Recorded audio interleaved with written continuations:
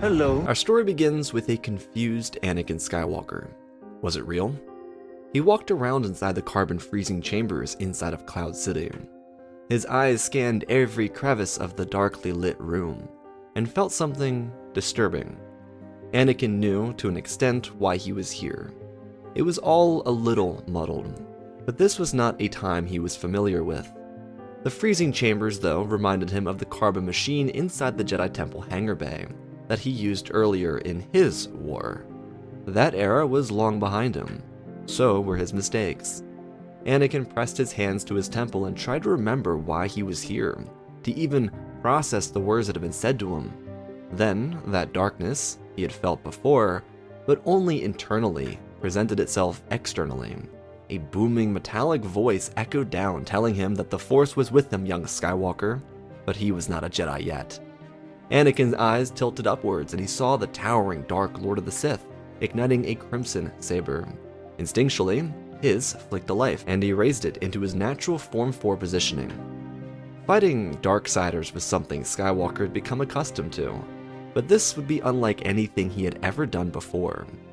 They slowly approached each other, as Vader realized that the young Skywalker before him was not Luke, but himself. This irritated the Dark Lord, because he was here for one purpose, to do the ultimate bidding of the Sith. Vader's eyes inside the suit narrowed, his weapon raised, and he waited for Anakin's first inevitable strike. Their weapons slammed together. Skywalker couldn't believe it. This monster knew his first move, but it was quickly followed by more attacks. Anakin had to fend all of them off as Vader pressed down the stairs, weaving a saber across his body and switching into various forms to overpower the inexperienced fallen Jedi. Anakin stepped back before losing his balance and being whacked into a stumble. His hand planted into the ground and he spun back to greet another heavy strike that lifted him off of his feet and into the control panel, activating the chamber's preset commands. The device shrieked and sunk into the hole to create a carbon frame, as it did with Captain Solo minutes before, but with nothing inside it this time. Vader didn't have anything to say, as he beat against his younger self. Anakin held himself up, using a variety of limber moves to keep himself steady.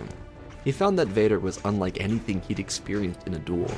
Nothing like a spar against someone like Krell or an actual duel against someone like Dooku. Vader was speedy and precise, vicious and heavy-hitting. He mastered everything that Anakin had not the patience nor the time to learn. Anakin felt the weight of every strike, and he wasn't a frail fighter either. Anakin had grown so accustomed to overpowering his opponents with sheer strength that the concept of facing that same challenge did not feel real. Not even Grievous had the pure strength behind Vader's aggression. It was unbelievable, terrifying, and it forced Anakin to begin a fighting retreat. He backed away, bashing the saber down on Vader's, sending the crimson saber into the control panel.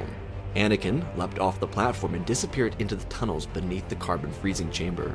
Just behind him, Vader landed, cratering the floor with his weight, and he followed the sense of Anakin Skywalker, beginning the hunt for his enemy, in hopes of destroying him once and for all.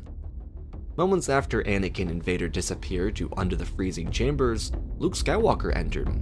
He could see the destruction of the duel, which only included the carbon center itself, but he didn't see anything or anyone else. The clashing of sabers that he thought he heard from corridors away had vanished. It was dead silent. Not even the machine was active anymore. It was eerie. The residue of darkness lurking inside the Force itself still remained. Luke, so new to his powers, tried to reach out and understand it, but even that was too much of a challenge for him in this state. Luke quickly lowered his hand and jogged through the room, looking for a sign of the Dark Lord but seeing nothing. Instead of continuing towards this now obvious trap, he ducked away to find his friend. He saw Solo in the carbonite, and he needed to be saved. Luke rushed out of the chambers and through the ice-white halls of Cloud City. Every corner looked similar to the last, but he was desperate, as were his friends, who were trailing behind Captain Solo from the other side. Boba and the few stormtroopers escorting him were only walking at a marching pace, and leaving plenty of room for the rebel heroes to catch up. But Boba knew the plan. Vader wanted Skywalker. Calrissian held the princess and the Wookiee. It was a simple deal, and he needn't concern himself with the logistics of their own plans. Boba was going to collect on one of the greatest bounties in this era. Jabba was paying very handsomely, and Boba planned to enjoy the luxuries that came with it. He did not concern himself with the rebels that might be lurking behind him. Anakin breathed shallowly, which heavily contrasted his beating heart and his heaving chest. He hid himself in the shadows, hoping to avoid the Dark Lord. But Vader was born in the darkness. Some might even say molded by it. Vader liked the concept of spooking his opponents. So when those very words were said, it reflected the agent of evil, not the boy born on Tatooine with 2 sons. Anakin believed he kept himself hidden, but Vader was only toying with his prey. He knew exactly where Skywalker was. His saber wrung to life, and Anakin at the last moment, after having not seen his Sith aggressor, had to duck out of the way. The crimson weapon slashed through panels, sending electrical sparks everywhere. Anakin crawled backwards and Vader slammed down between his legs, missing. Skywalker backflipped off the ground and returned to action. Red and blue met again, colliding and pressing. Instead of using brawn, Anakin chose to focus on brains. Surely he could outsmart this opponent. With enough time to regather his composure and his energy, he slipped away from their hold and batted at his opponent. Vader didn't budge, as he continued stepping forward to Anakin's dismay. Their weapons shrieked, but Anakin moved into Form 1 to parry his Sith attacker. Vader continued with a brilliant combo of Form 3 before switching into an aggressive and, again, overpowering strike from Form 5. Just as Anakin countered, Vader was already moving into a different saber form. This was something that Dooku wasn't even capable of doing. It was so jarring to Anakin. He hadn't faced any opponent with this much skill. The only comparable foe he knew about in his era was Grievous, because of his cybernetics, and none of the Jedi would ever attempt this in a spar against him. But this wasn't a hack. Vader struggled through decades of life to build up this masterful understanding of the blade. These weren't cybernetics like Grievous's. This was skill. Anakin had only cracked the surface of what he knew to be possible. He swung back into Form 5, utilizing its aggression to protect himself. Vader was unbothered, but he did have to hesitate a little. He was getting too comfortable with the lead he had over his younger self. But it is true that Vader knew all of his old moves. They were predictable, and made him understand why losing to Dooku was so easy back in the day. He parried a strike from Skywalker, batting his weapon into a wall, and gripping Skywalker's wrist with his hand. He pressed down with all of his strength, feeling Anakin's bones creak and crack, and slowly bend under every bit of pressure.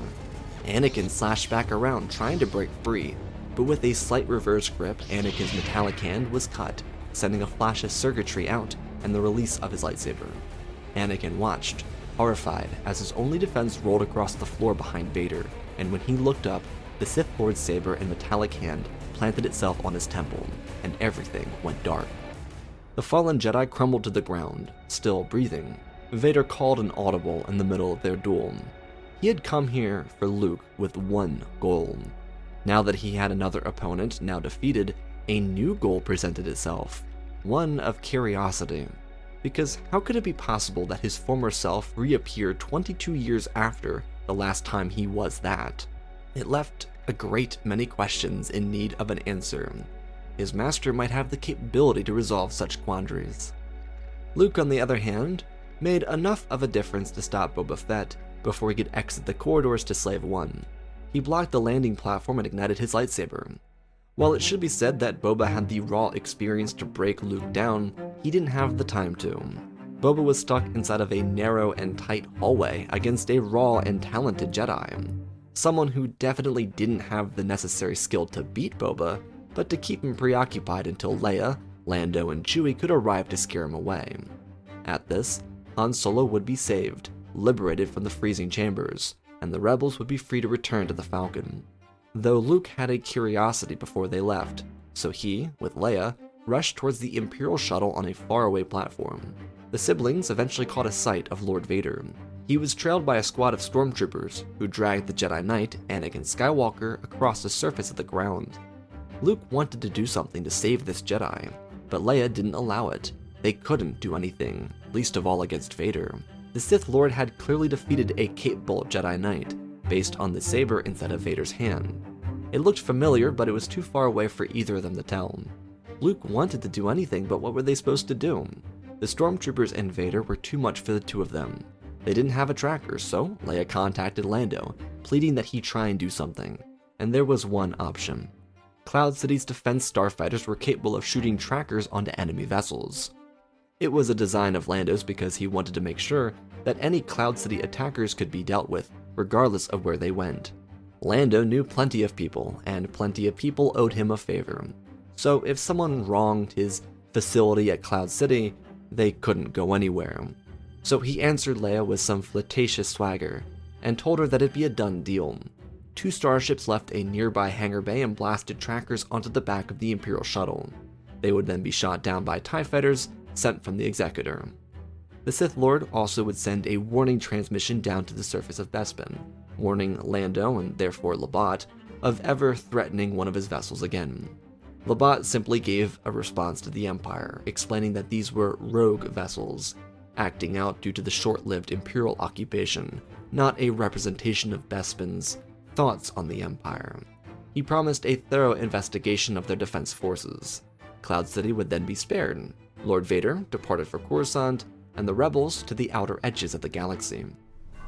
On the capital of the Galactic Empire, Sidious watched Vader's shuttle land outside the Imperial Palace. He was quick to greet his apprentice.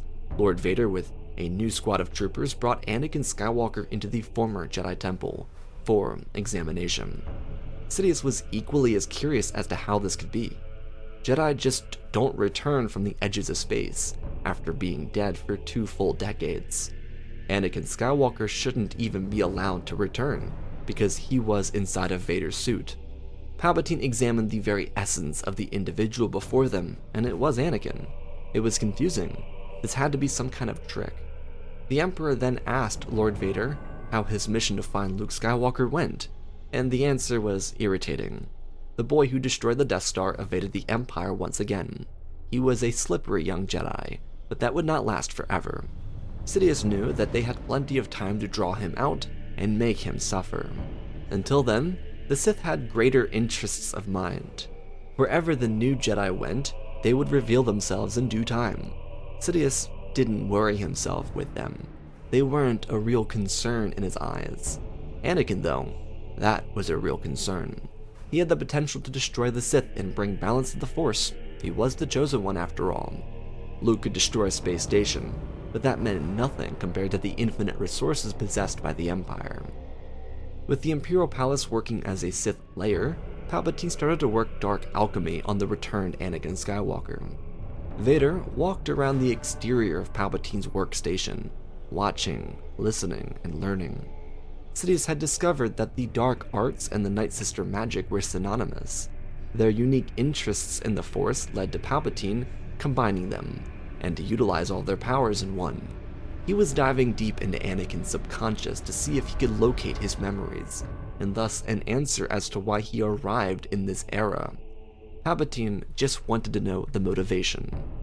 If the Force was meddling in his plans, then he would need to activate every single one of his contingencies to protect himself and the Sith.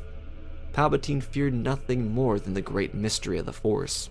It was the only singular thing that he could not manipulate nor destroy. He needed it, and thus he had to play by his rules. Anakin becoming Vader was his success. Anakin returning from the past was a failure he could have never prepared for. As Skywalker himself, on the table, suffered through the dark alchemy, he disappeared into his own mind. He relied on the Force to bring him peace, and he found it, through a memory. He was lying on the ground on Mustafar, defeated. He lost to his master, and it was over. Instead of simply using his hatred to survive the fire rising up his back, he let it consume him, and he gave in, allowing the relief of death to embrace him. But it never did. Anakin, after, arose in a pool of water. His limbs all returned to him, and he was surrounded by darkness. He initially believed that he had been brought to the eternal realm of the Force. The Jedi existed in a place like this, where their spirits went to find harmony. Anakin thought that maybe he had been forgiven, but that was not the case. An ethereal being, so bright and blinding that he couldn't look at it, spoke to him. He listened as it spoke at him, telling him that his failure would not be forgiving, nor would he be free until he found balance and brought it to the Force. If he died 1,000,000 times just to do so, then that would only be satisfactory for the pain he had caused. Instead of finding comfort like he did in the pool of water when he first arrived, Anakin was burdened with his actions as Darth Vader. Now, Anakin may have died on Mustafar, but Vader was also born within that same body on the lava bank. This Lord Vader had all of Skywalker's memories, but absolutely no resistance to join the darkness. It meant that when Vader went to Bespin, looking for the son of Anakin Skywalker, he didn't go there to convince him to join the dark side. He went there to kill him. He was a true Sith Lord, one only chasing the outcome every Sith before him desired: domination over the light, with only darkness in command. Anakin watched from the world between worlds, in a distant netherworld of the Force, as he for 22 years destroyed everything. He felt every death that Vader brought to the galaxy. He saw the carnage of the Empire and the destruction of freedom. It was heartbreaking, and it was soul-turning. Having to live with yourself in solitude for 22 years without being able to stop a thing, while the you that survived destroyed the galaxy, broke everything within Anakin. He didn't know what to do with himself anymore. He was burdened by everything, and so he returned to Bespin with one mission to make it right. Anakin didn't know that Vader had gone there to destroy the Jedi. He only knew that he had to stop Vader, and for that, in his mind, he had failed. Skywalker's single mission was to make sure the last hope in the galaxy could not be destroyed. Had Vader gone to kill Luke, which he had, young Skywalker would have died within minutes, leaving Leia not far from their duel in total danger. The galaxy would have had no spark, no hope, and Anakin saved the twins. That was triumph. If he survived the Sith, then he would have the chance to make things right with his own actions, but so far, he had done exactly what the Force had sent him to Bespin to do. But the burden of losing his duel to Vader weighed on his heart and in his mind. Outside of Anakin's unconscious body, Sidious rubbed his chin. He couldn't believe that the Force sent Skywalker back to the present. Yet despite knowing the reason that Anakin returned, which simply put was to restore balance to the Force, he didn't know why the Force chose this period of time at Bespin. In all fairness, no one really knew. The answer exclusively sat within Vader and Anakin. The Force only wanted to preserve its spark. Luke and Leia were that spark. They were the hope for true balance in the Force, and Anakin succeeded by preventing Vader from killing them. Sidious, though, did not have the context to know that Vader's mission to kill Luke pushed the Force to act. So Sidious's immediate assumption was that he had done what Plagueis could not. He had pushed the Force so far that it would resurrect the Chosen One to stop him, and thus Palpatine needed to pull out every stop to make sure that the Force did not destroy the Dark in its entirety. Sidious could not kill Anakin, though. He needed to truly know the why before disposing of the Chosen One again, and because he played by the Force's rules, he knew that by killing Anakin, the Force would respond with something more intense. Until the true answer could be discovered, Sidious ordered Vader to take Skywalker to Mustafar. There they would use the caverns below the castle to cast alchemy against Anakin. There was a stronger pull towards the darkness on that forsaken world, and it offered the Sith a better chance at finding what they were searching for. In the meantime, some of the Emperor's greatest contingencies would be brought to life for immediate action. Across the galaxy outside the galactic rim, Luke and Leia spoke about a connection they felt on Bespin. While Luke never lost his duel to Vader, there was a moment where Leia expressed that she knew that her friend was coming to help them. She knew that Luke was there before she ever heard his lightsaber or Boba's blaster. It led to him asking if she had the Force, but Leia did not know. She just simply knew things before she could actually see them. Leia had this sense throughout her life, and Luke believed it to be the Force. They had to return to Dagobah to see if it was true, to train together, so that they could stop the dark side and the Empire. It was clear that they both had a gift, and they had to use it for good. With their departure to Dagobah, inside the Falcon, they also watched as Vader's shuttle, presumably carrying Anakin, left Coruscant for Mustafar.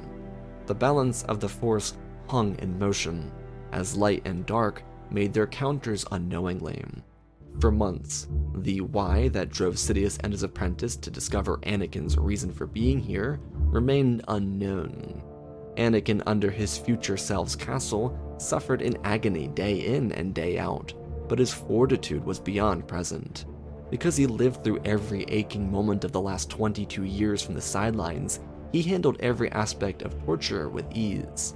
Not that he enjoyed it, but he understood why he was receiving it, and accepted that he deserved it. Anakin faced electricity and forced drainage as the Sith looked for a way to firstly understand the aforementioned why, but to also see if it was possible to make Vader human again.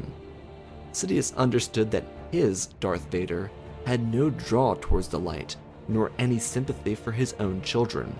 He was a Sith Lord, one with very few goals aside from domination, meaning that the Emperor was entirely willing at this point to give Vader a chance at removing the suit and finding a less painful version, one to make him stronger and more powerful. Yet despite the progress the Sith were making, it didn't change anything.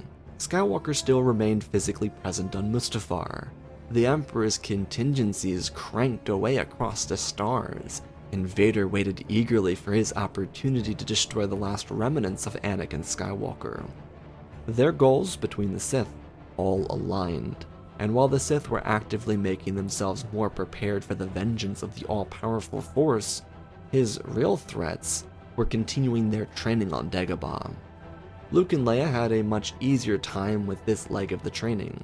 They were more focused, especially Luke. He found it easier to train with another student because they had something to relate to. The truth about their relation was revealed, and their friends continued to keep an eye out for Skywalker. Anakin was still on Mustafar from what they could gather, and with the volcanoes dying down, it was slowly becoming the location that they planned to go to kill Vader and to save the other Jedi Knight, if it wasn't already too late. Yoda didn't totally discourage this line of thinking, because he believed that everything would come to its natural conclusion on Mustafar. The location where the fight with Vader started would be where the true bringers of balance could end it. That was his singular belief, that Luke and Leia would re-establish balance by stopping Vader and then the Emperor after. Of course, Yoda didn't believe that these two children had the lightsaber skill for defeating the last of the Sith. He taught the strengths of true Jedi, those being in solidarity with the Force. If the two of them went to Mustafar with the intention to fight to the death, then they would lose, but if they went there to bring balance, then they would be unstoppable. He told them to let the Force be their guide, and let them experience balance in the Force for the first time in their lives. The two Jedi eventually arrived on Mustafar, inside the Falcon, with Chewie, Lando, and Han. The squad, despite not spending all of their time on Dagobah with the Jedi in training, were extremely close with one another. They were a family, nearly as close as the Ghost Crew on Lothal, before Kanan's death and Ezra's disappearance. They didn't land at the castle though. They gave the Falcon some distance so that if they needed to run, R2 could run a pickup for them. Their trek from the landing zone to the castle took some time, but before they ever actually reached the structure, they found a cave system that looked like it would lead them to under the castle, so they followed it in, with the two Jedi leading the way with their lightsabers. Luke had himself his emerald blade, and Leia now used her father's weapon. She heard the stories, knew that Anakin was Vader, and decided to use the saber to bring redemption to all those who lost their lives with this very weapon. The sounds of a man wheezing could be heard, and then the decrepit voice of an elder said something quiet, before disappearing into the shadows. Luke and Leia hid their sabers the second they heard the crying, and waited for the shadowy man to leave the scene. Leia told everyone in their party to stay back as she and Luke stepped forward.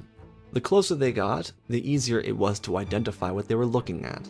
They found a Jedi, the one from Bespin, lying on a table in a semi-unconscious state.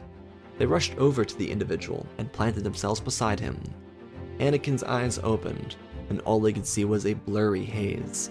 The figures looked similar to Vader and Palpatine, but it's because he could only see outlines and silhouettes. It was too hard to actually see anything other than that. They pulled him off the capsule and sat him up. Luke and Leia both had their hands around his shoulders and spoke to him, neither recognizing that this was their biological father. They asked some basic questions, all of which revolving around if he was alright and what had happened to him. He tried to answer when the breathing of Lord Vader echoed through the halls. Anakin muttered under his breath that he was here and that they should not have come. From Vader's perspective, though, he saw the children of Anakin Skywalker protecting their father and saving him. It was a heartwarming sentiment that he hadn't ever experienced in his short life as Lord Vader. There was a slight hitch in his step for a moment before he continued walking up to them, igniting his weapon and preparing to kill all of them. Anakin pushed Luke and Leia away from him and turned around. Vader, amused at Skywalker's attempt to spare anyone, tossed a spare saber at Anakin. It slapped his chest and he was forced to tap the ground until he found the weapon. The blue hue ignited and he raised his saber to defend himself. His children behind him did the same. Vader rolled forward and swung down at Anakin. Despite only really seeing shadows and outlines, the tortured Jedi flipped his weapon into the way and defended himself. Luke and Leia moved around and bashed at Vader, who flicked his saber at each of them. From the hall, the trio of Han, Lando, and Chewie rushed around the corner and down a different hallway. They figured that with Vader preoccupied, they could do some real damage. Leia saw this and motioned to Luke, who also caught a glimpse of the massive Wookiee departing down the cave corridor. Anakin fell against the wall, and Leia threw all of her strength behind a swing, which Vader easily defended. But it was only a distraction, so Luke could grab their father and push him down the hallway towards their friends. The idea seemed to be a fighting retreat to lead Vader into a trap. None of them were concerned about the age-old Emperor who was probably here, because he was simply an old man. Nothing to worry about there. Vader was amused with this fighting retreat, so he edge-walked down the corridor, slapping his weapon against rocks and boulders thrown back towards him. He wasn't concerned with the time it would take to complete this duel. As long as the Jedi died by his or his master's hands, he'd be satisfied. When the three Jedi rounded the corner into the actual castle, they could see Lando, Han, and Chewie on their knees, with Palpatine watching them without motion. He was amused. No one could do anything against his great and mighty power. He was the true Sith Lord, and the rebel fighters that tried to murder him were nothing but foolish imbeciles. Their blasters, which they shot at him, were strewn about across the ground. Luke and Leia paused for a moment, and Anakin, whose eyes were slowly adjusting after the torture, pushed his children to the side. They stumbled, and Anakin turned back, blocking Vader's swing. He fell to his knees and held the saber over his head when Darth backhanded the Jedi across the face, throwing him across the hard surface of the platform. Luke and Leia, as they had before, shoved their weapons at Vader, and Sidious, interested in the duel, flung the rebels backwards and across the terrain, so he could watch his apprentice in peace. The Dark Lord was unmatched. No one could do anything against him. Luke and Leia were only in this because they were avoiding the strikes and moving around him. Vader's speed was surprisingly terrifying, but because the Jedi didn't wear a heavy suit of armor, they were able to fly around. Shame too, because Vader's new designs were nearly complete, which would have made him impossible to keep up with. But now, here, he slowly grew frustrated as each of his two opponents circled around him. On the ground though, Anakin cut a piece of his tunic off and wrapped it around his head, tying it tightly. He allowed the Force to seep into his soul, and he focused on what existed around him. Instead of seeing the shadows and silhouettes, he could fully see the environment. His eyes focused on the duel with Vader, and he rushed forward. The Sith Lord picked up Luke and slammed him against the ground, while at the same time smashing a saber across Leia's weapon, sending her backward. Just as he moved to make the final kill, a strike of fire raised up across his back. Vader stumbled, and he turned back around immediately to parry Anakin. Their sabers collided, and Sidious circled around, watching to see how his apprentice could counter this. As he watched Vader, Anakin backed away. He had to defend the aggressive counter that came from the Sith. Palpatine clasped his hands, laughing to himself. He was enjoying what he had always wondered about, if Anakin could be a greater apprentice than Vader. It was always this lurking question, but as the sabers continued to clash, he realized that Anakin only had the upper hand because of the sneak attack. Whether this meant that Anakin truly was inferior or not, Palpatine could never really know. But during his amusement with Luke and Leia throwing themselves back into the fight to help the Jedi Knight, Chewbacca got off of his knees, seeing an opportunity to make a strike to bring the Empire down. The Wookiee warrior rushed forward, just out of the Emperor's sightline. His arms wrapped around Palpatine's body and pulled in, crunching the Emperor's hip. Han and Lando yelled out. The thumps of Chewie's feet with the floor caught almost everyone's attention, as the prideful Wookiee, the one whose people were destroyed by the Empire, launched himself into the strand of lava pouring through the castle. The lava fall that fell all the way to the surface of the planet continued to pour, and the two were completely consumed by it as Chewie threw them both into it. Han cried out in horror and pain as his best friend was destroyed. Leia looked over to the smuggler and watched a single tear slip from his eyes. His best friend made the ultimate sacrifice for his people, for the galaxy, and for the Force. Vader, despite catching this sacrifice, could not pull his attention away from the duel in front of him. Sidious and Chewie's howls of agony echoed out in the distance as they fell closer to the surface, as Anakin kept away from Vader. Luke and Leia were quick to challenge the Sith Lord. As it was in the beginning, they were turned away, thrown back and across the platform. Anakin challenged his alter ego once again, with Lando and Han raising their blasters and taking points across the platform to avenge their fallen comrade. Vader was unstoppable until blaster bolts started clipping his armor. It didn't do damage, but it irritated him. His eyes searched for Han or Lando, and as he saw his first opponent, he ripped outwards, pulling Han across the floor towards his blade. Immediately getting in the way of it was Luke, who blocked a killing blow. From the other side, Lando planted a hit right under the shield of Vader's helmet, hitting deep into his upper back. The Sith Lord's head jolted forward, and he threw Han high into the air and ready to choke Lando. Leia quickly reached out, saving her love interest from death by fall damage. Vader's hand reached out, and Anakin sliced up, removing the hand and directing the Force choke's focus away. Vader would have killed him. Lando could feel the slight tightening around his neck, only for it to disappear a short moment later. Vader was distracted. The Sith Lord, shocked by this attack, threw his saber around, cutting Anakin across the chest, with Luke whiffing on what would have been the killing blow. He sliced Vader's abdomen, not expecting him to turn around and whack Anakin with such ferocity. Just behind, though, with Han lowered to the ground and on the other side, Lando readying his shot, Vader was struck. Anakin fell to his knees, with Lando's blast cratering Vader's suit, with the shock absorbing into his chest plate. Leia, using her father's saber, shoved the weapon deep into his back, killing the Sith Lord and bringing an end to their age of terror. Before there could be celebration, Luke and Leia ran to the Jedi Knight's side, still not knowing that this was their real father. They asked if he could speak to them, and he simply asked for one moment with them, one moment to see their faces. Luke helped Anakin remove his blindfold, and slowly, blue irises returned to his eyes, and Anakin smiled softly, telling each of them that they were the most beautiful people he had ever laid his eyes on. And with one final breath, his body slowly disappeared, becoming one with the Force. Perhaps he had been shown the gift of mercy, and the Force rewarded him with one look with his own eyes on his own children.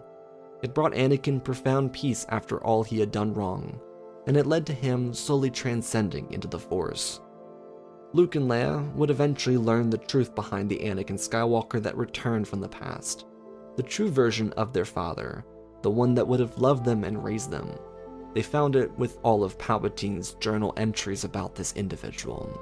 While the mystery of why the Force chose Bespin would never be revealed, the twins, specifically Leia, would decide to bury Anakin's lightsaber beside their mother on Naboo, so that both of their parents could spend eternity with their truest selves.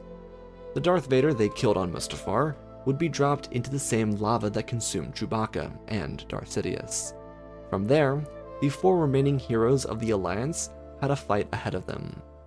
Yet, there were immediate problems for the Empire following Sidious's untimely death. Not only did the Emperor die at an unexpected period, but his actions in the months before his death led to unforeseen circumstances.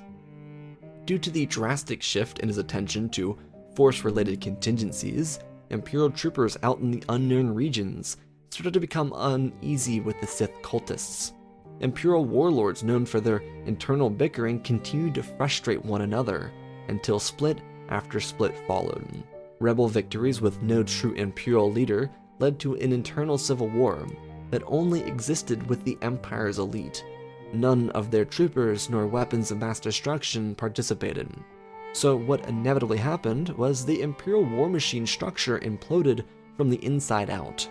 Warlords, Grand Admirals, Generals, and so forth were assassinated by their colleagues, as each of them fought for a chance to become the new Emperor. It destroyed the Empire. Unfortunately, it led to a longer, more drawn-out conflict with the Alliance, but in the long run, it would be better for the galaxy. As a result, Leia and Luke started to focus on breaking down Sidious-related projects, as they delved into the Force together as brother and sister. Han and Lando kept up with the rebellion and continued to support their friends, as they all mourned the loss of Chewbacca. Though in the years after the war, the twin siblings would create a new Jedi Code for a future Jedi Order. Leia firstly joined the New Republic Senate to help guide the galaxy back into peace. Thankfully, the prolonged war saw many former Imperial senators running from the new government and away from returning as quote-unquote leaders of a system designed to fix every wrong of the Empire. Luke's time rebuilding the Jedi wouldn't be as focused. It would be much more loose because his sister told him that the old Jedi had failed. Not everything needed to be perfect, and sometimes things could stay dead. It helped him find a path that allowed him to stay close with his friends, while designing a sect that didn't totally force him to abandon his relationships. In the end, once Leia retired from the Senate as an accomplished leader and mother, she would become a member of the Jedi Order. Luke, as Master of the Order, selected her to become the Grand Master. Some of her ideas on how to approach the Jedi path helped give birth to a new era of the Jedi, one unlike what would have been created had Luke followed the ancient texts. Something that felt more familial, a religion that could exist for everyone, not just those who rejected attachment. Luke may have built the Jedi Order, but Leia brought the ideas for a Jedi Order that truly represented what its thousands of years of history preached. From the netherworld of the Force all this time, Anakin watched on proudly as his two children continued to be the very spark he was sent to the future to protect. And that, my friends, is a pretty wholesome New Year's story. Special thanks to all the patrons for supporting the channel. Special thanks to all of you for supporting the channel and me. I love all of you greatly. I'm excited to have 2026 with all of you. Let's talk about this story. This one's a little confusing. I really tried my best to make sure it was clear in the story what was going on, but I really liked this concept of no one really knowing what's going on. It's meant to be more of a you figure it out as we go along, because like when I did the Luke stories, it's always like Margie was captured or he like has like a reaction to the Force and it pulls him back, something kind of like that. Whereas this one you don't really know until like the midpoint in the story, and that's really what I want you to feel, is that Anakin and Vader are actually completely different people. It's kind of like that story I did maybe 2 years ago, and it's really just two different individuals. One is actually Anakin and one is actually Vader. So the Vader that goes to Bespin in this story doesn't go there to turn Luke to the dark side. He goes there to kill him. Like, his only intent is to go to Bespin and kill Luke. And so the Force, which saved Anakin, basically because Anakin and Vader became truly separated individuals, sends Anakin back to Bespin to stop Vader, which he does.